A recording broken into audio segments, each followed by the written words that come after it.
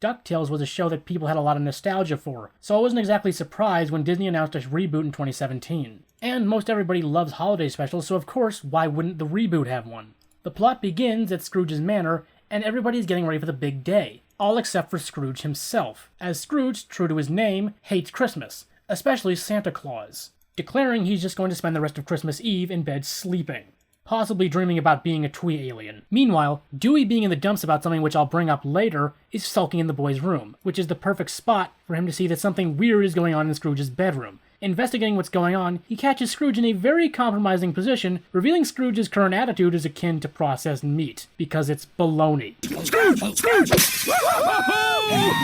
Scrooge actually adores Christmas, every bit of it, except for that Santa thing. That churlish chimney chaser is not to be trusted! That one was real. But what he doesn't adore is not being able to have one day of the year where he doesn't have to deal with all the dumb stuff he takes care of the other 364 days of the year. My family, my business, secretly keeping the world-eating serpent Jormungandr at bay. Before you applaud him too much on that one, though, we later see that fighting Jormungandr consists of a wrestling match. Back to the point, though, the reason Scrooge pretends to hate Christmas is so that nobody will notice him sodding off with his three guests, the ghost of Christmas past, present, and future. Turns out that a couple years ago, these three tried to haunt the manor, having got Scrooge confused with Ebenezer, and realizing how fun Scrooge is, they started hanging out. Now, every year the ghost of Christmas past takes Scrooge and the others in a magical journey through time to the best Christmas parties ever thrown. So, off they go. Oh, time travelers. Arriving at the first annual McDuck Enterprises Christmas party, the ghost of Christmas past thought it would be neat that, since they always go to other people's parties, maybe this year they attend one of Scrooge's. Trouble is, the nostalgia wears off when Scrooge is reminded why he's usually going off to other people's parties. Mainly because even though this is his party, he can't enjoy any of it because he has to network and everybody wants his money, and the Beagle Boys are always putting holes in his damn walls. So the ghost of you know the rest tries something a bit more drastic, taking Scrooge to his first Christmas in America before he had his business or his mansion, when it was just him, his tent, his number one dime, and a crackling fire. Curse me kilts, this is boring. At first, Scrooge thinks Past is actually trying to teach him a lesson on how he needs to spend time with his family, so he asks the ghost to send him back to the present to go do that. But it turns out, there's no lesson here. No. See, year after year, the ghost of Christmas Past takes people on magical journeys to teach them a lesson. The problem is, without fail, the next year they don't have time for him. All except for Scrooge. But now that Donald and the boys are with him, not to mention Mrs. Beakley and Webby, he figures that Scrooge won't be so keen to live in the past anymore. Left with no choice, Scrooge takes the ghost of Christmas Past's timebrella to return to the present, leaving the sociopathic specter all alone. He'll be back. Here's the thing, though. Thanks to the wibbledy-wobbledy timey-wimey ball, about 11 minutes ago, without anyone realizing, Dewey accompanied Scrooge to the past. See, unlike the original show, the thing that Dewey was sulking about was the fate of his mother Della, played by Paget Brewster.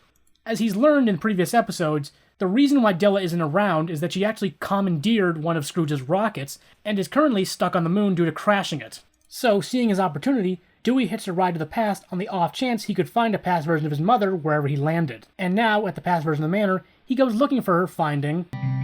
some weird emo kid? Close. It's a young Donald before his voice was rendered unintelligible, voiced by the boy's original voice actor from the first DuckTales cartoon, the late Russie Taylor. Who are you? How much did you hear? Did you like it? Humorously enough, the show exhibited what Donald would sound like if he spoke normally, Don Cheadle. I am the storm.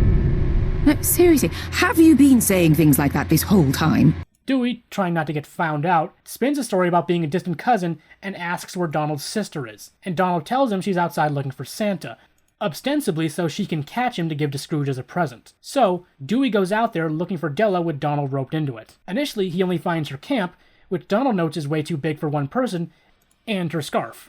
But also noticing weird tracks, the duo follows it to discover a Wendigo. In this case, it's a lost spirit which has been driven crazy by obsession. While fleeing the Wendigo, Dewey and Donald fall into one of Della's Santa traps. You're not Santa Claus.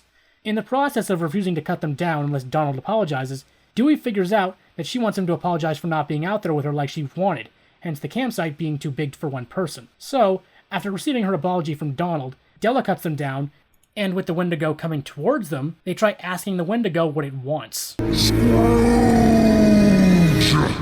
I Of course. Subduing the thing, they drag it back to McDuck Manor, and Dewey can't resist hugging his mommy. Also, You're a relative from the future, aren't you? with his cover officially blown, Dewey tries to warn Della, but neither she nor Donald want to deal with the possible paradoxes knowing their future might cause. We interrupt this heartwarming moment to have the Wendigo break free of its bonds, only for Scrooge to pop by to subdue the thing. Scrooge was actually in the middle of taking the ghosts of present and future home through the time stream when he spotted Dewey. Then the Wendigo breaks open to reveal the ghost of Christmas past, he being the spirit driven into a frenzy. The good news is, Scrooge, after letting the ghost marinate in his own mistake for a couple of years, gives the ghost his umbrella back.